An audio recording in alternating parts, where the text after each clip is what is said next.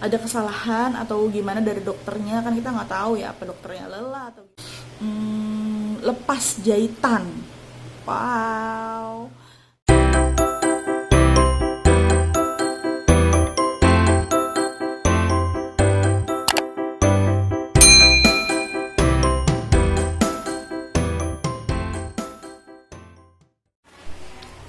Hai semuanya, kenalin aku Dian. Di video kali ini aku nggak mau masak-masak. Eh, di video kali ini aku sekarang kira-kira jam setengah 2. Sekarang hari Jumat, tanggal berapa ya? 25 apa 26 Juni gitu. Hari ini aku mau berangkat ke dokter. Doain semoga penyakitnya nggak begitu parah. Ya udah, nanti kalau memang udah ada kabar dari dokternya, maksudnya udah tahu keputusan dari dokternya, nanti aku kasih tahu kalian lagi ya. Jadi setelah aku periksa ke rumah sakit yang di Bogor, dokter di rumah sakit tersebut bilang kalau misalnya aku kan tanya, penyakit aku tuh apa. Sebenarnya penyakit aku tuh soft tissue tumor, jadi tumor pada jaringan lunak yang meliputi lemak dan otot. Dokter di sana langsung menyarankan untuk aku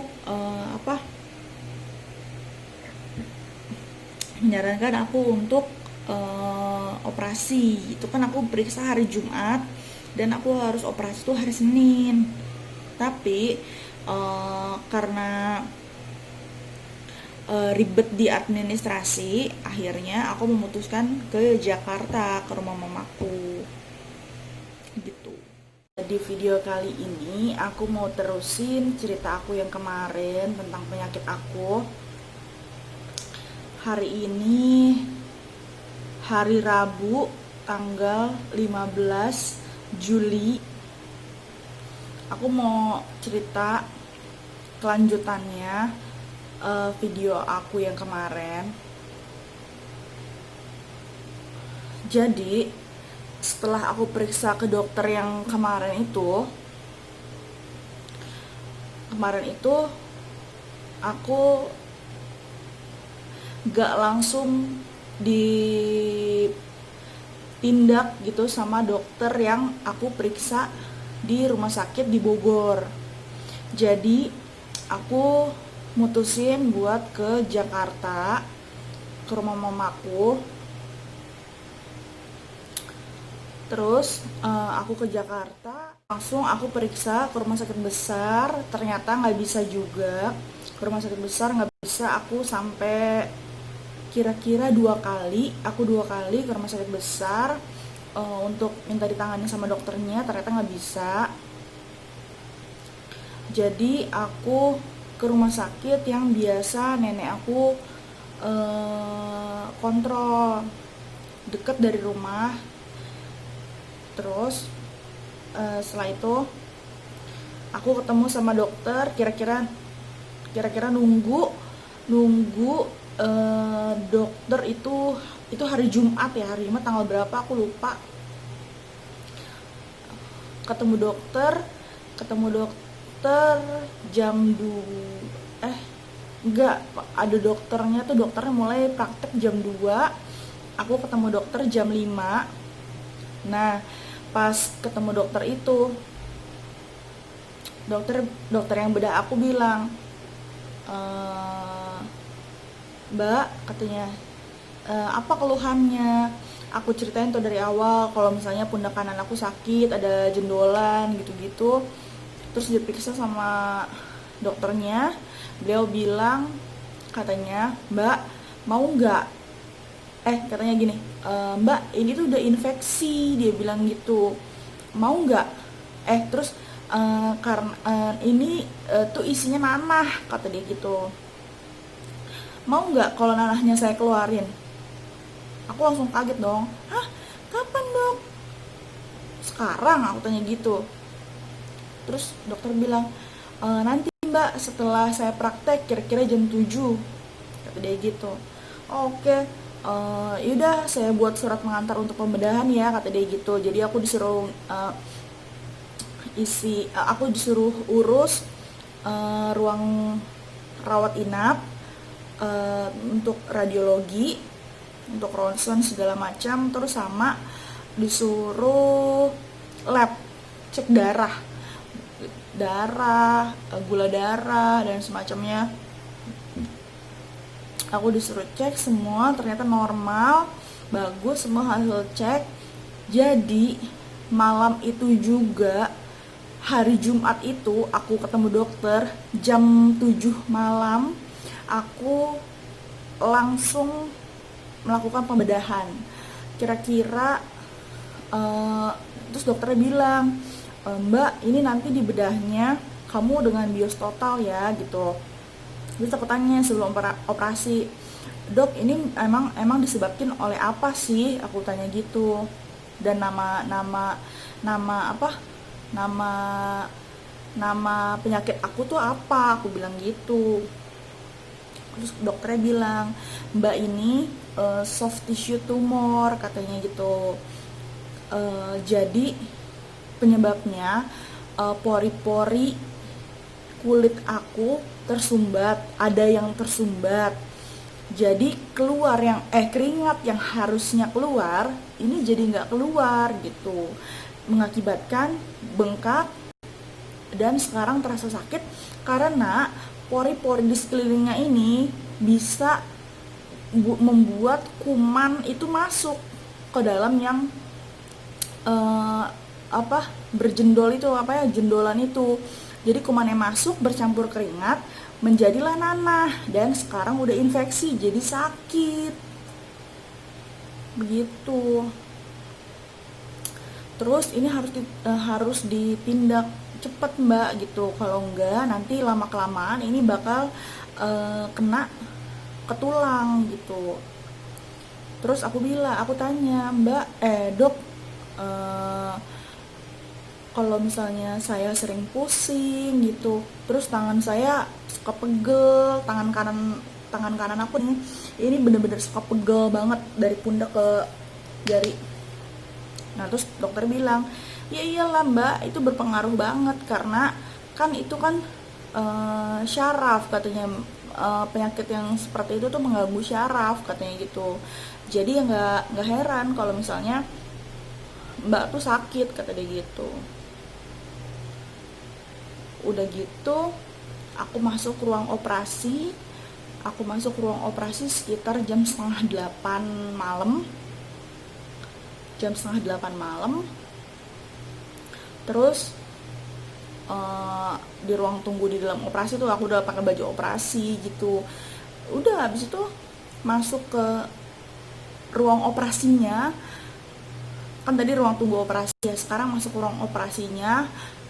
Terus disuruh tiduran aja. Udah habis itu aku dibius, nggak sadar itu jam 10 malam. Terus aku diem dulu di ruang tunggu yang tadi pertama aku sebelum operasi.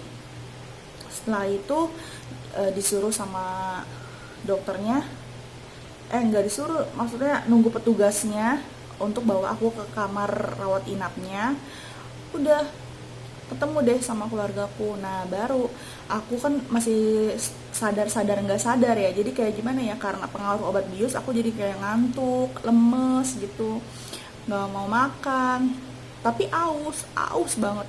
Dari pertama aku sadar pun aku langsung minta minum ke susternya. Maaf suster gitu, saya udah boleh minum belum? Belum mbak, nanti ya minumnya, katanya gitu. Nah pas aku udah sampai kamar baru dikasih tahu sama susternya kalau aku udah boleh minum, tapi sedikit demi sedikit gitu. Nah setelah itu aku operasi tuh ditungguin sama mama, tanteku, sama suamiku. Aku kan nggak tahu, aku masih di dalam ruang operasi. Dokter selesai operasi, aku langsung keluar. Dokter bilang ke keluargaku, permisi, eh, ada nggak, ini keluarganya dia nih ya gitu, yang ada benjolan di belakangnya, yang operasi di belakang di pundak maksudnya. Suamiku bilang iya iya gitu. Gimana dok gitu. Oh Mbak Dian, itu dalamnya nanah semua katanya gitu, di pundak aku jadi isinya nanah semua. Ini udah saya buang katanya gitu, udah saya buang semuanya. Ternyata di luar kan kecil nih, cuma segini aja nih, bolongannya cuma segini aja, tapi di dalam badannya itu nyampe segini, besar banget, dan itu isinya nanah semua.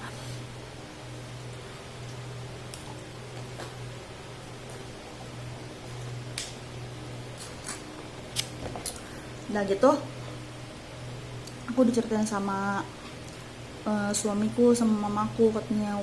Terus aku tiduran, udah nggak sakit pokoknya. Abis operasi itu aku bener-bener ngerasa bener-bener nggak sakit. Tiduran pun aku nggak sakit, walaupun aku bekas abis operasi gitu ya. Aku tiduran telentang gitu nggak sakit, miring nggak sakit.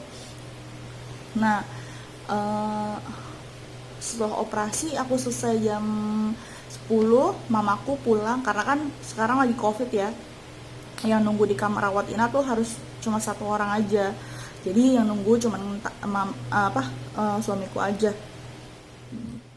Itu di kamar rawat inap itu cuma ada 2 pasien dan 2 orang yang nunggu. Jadi aku sama suamiku di sebelah ini kasur pasien lain sama suaminya. Dan di situ bener-bener aku nggak bisa tidur. Aku tidur sebentar terus bangun lagi, nggak bisa, bener-bener nggak bisa tidur, bener-bener nggak bisa. Bangun juga lemes gitu, karena di sini tuh kayak rasanya cenut-cenut gitu. Sakit sih enggak, cuman kayak apa ya, kayak apa ya rasanya ya, kayak dicubit-cubit kecil gitu, mungkin bekas jahitannya kali ya. Nah setelah itu pagi jam 11 suamiku ngurus administrasi, dibilang udah boleh pulang nanti setelah dapat makan siang. Tapi nggak sampai dapat makan siang aku langsung pulang karena udah nggak betah, karena memang udah dibolehin pulang juga. Tebus obat terus kita pulang.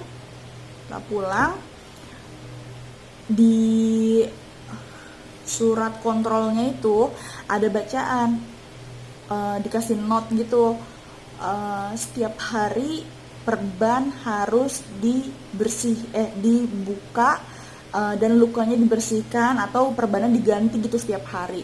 Nah kayak mamaku, suamiku itu kan nggak ada pengalaman buat ganti-ganti perban gitu ya, akhirnya bingung.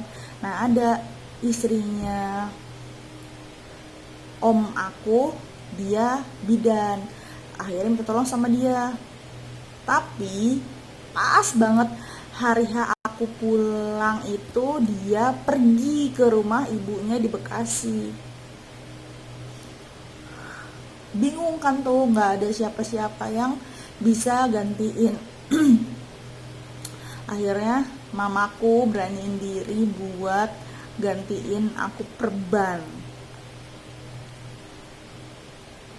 Aku juga udah deg-degan, pokoknya aku tuh udahlah, aku sambil main handphone aja, aku nggak mau lihat, aku nggak mau tahu itu dalamnya gimana, aku nggak mau tahu karena aku takutnya aku takut sendiri gitu loh, karena kan ini kan masih basah, baru banget pulang gitu habis operasi semalam, terus besok malamnya langsung dibuka gitu kan, pasti kan masih basah. Dan bener aja dong, pas dibuka perbannya itu darahnya ngalir banyak banget. Jadi misalnya ini jahitan nih, segini jahitannya.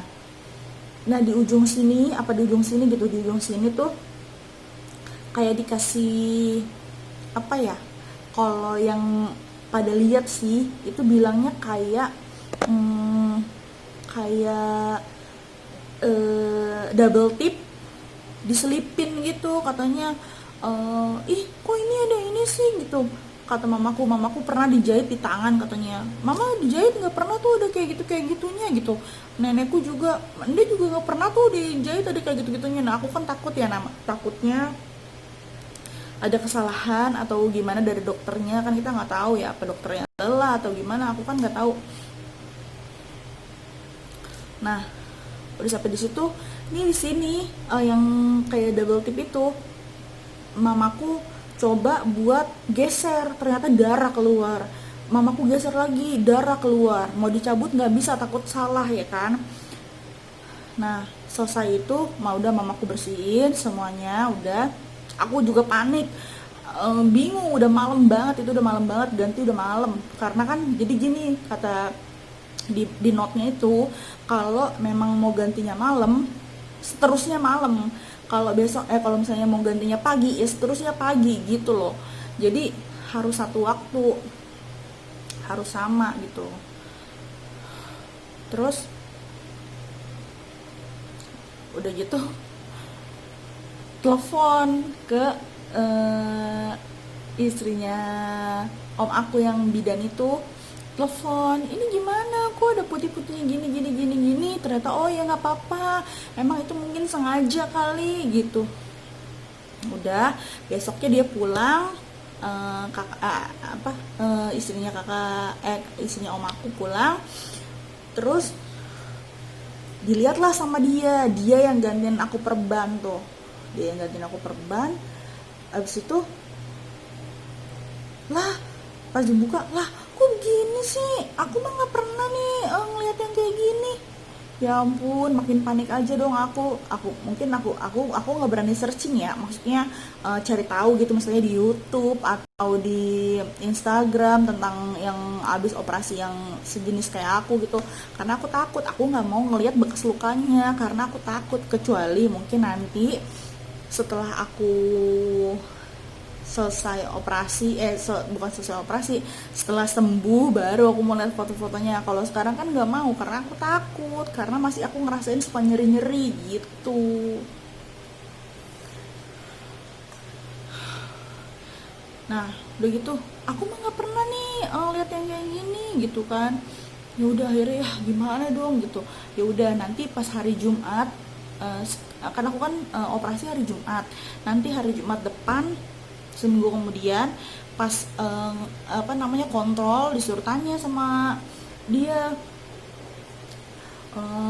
sama dokter gitu, ini kok ada kayak gininya gitu, bener apa enggak, atau emang ada kesalahan atau gimana gitu kan. Jumat kemarin tuh tanggal berapa ya aku lupa, aku bener-bener lupa hari bener. Terus Jumat kemarin tuh aku tanya sama dokter, sama susternya deh, sus ini emang ada putih-putih gitu ya di dalam jahitannya, soalnya itu kayak sengaja dijahit di dalamnya gitu loh. Karena aku juga nggak lihat, aku takut. Nah terus akhirnya kata susternya, iya memang itu sengaja dibuat, sengaja dijahit sedikit katanya, supaya jadi kayak misalnya di dalam, jadi sengaja dibikin kayak bolongan gitu loh, kayak misalnya kayak buat ngebuang ngebuang sisa darah yang memang sisa ketinggalan di sini waktu operasi gitu, terus nanah gitu-gitu. Jadi kan ada kemungkinan dia belum bersih gitu, jadi dibersihin itu dengan cara kayak gitu. Nah terus akhirnya pas hari Jumat kontrol itu dicabut, itu yang kayak double tipnya dicabut. Terus sama mbaknya, sama susternya, ini jahitan nih, diteken-teken gini dong sama dia, diteken-teken, diurut-urut gini, dikeluarin isinya, baru dia diperban lagi, dibersihin terus diperban lagi. Ya ampun, rasanya aku sampai sakit gitu, sampai kayak gitu keceplosan saking aku kaget. Nah begitu udah selesai katanya. Minggu ini sekarang hari Rabu. Hari ini aku mau nanti malam nunggu suamiku pulang. Aku mau on the way ke rumah mamaku, mau nginep di sana lagi karena hari Jumat aku udah harus eh, hari Jumat aku udah harus apa tuh namanya, lepas jahitan. Wow, nggak ngebayangin gimana rasanya jahitan yang masih suka senat-senut ini dibuka. Semoga nggak terasa. Soalnya kayak kulit di sini tuh kayak masih baal gitu loh. Ya udah deh, doain aku ya, semoga aku cepet sehat, bisa beraktivitas seperti semula lagi. Aku juga sebenarnya sekarang udah beraktivitas, tapi nggak yang berat-berat kayak misalnya nyuci tuh. Aku nyuci sih nyuci karena kan pakai mesin cuci, tapi ngejemurinnya tuh nggak gitu. Nyapu, biasanya nyapu di rumah sering banget, sekarang nggak. Ngepel juga jarang jadinya ya. Kalau misalnya memang ada kotor banget baru aku pel. Kalau sekarang sih enggak, kayak nyuci piring aku bener-bener enggak deh, karena kan nyuci piring ini kan pakai tangan kanan, nggak bisa pakai tangan kiri.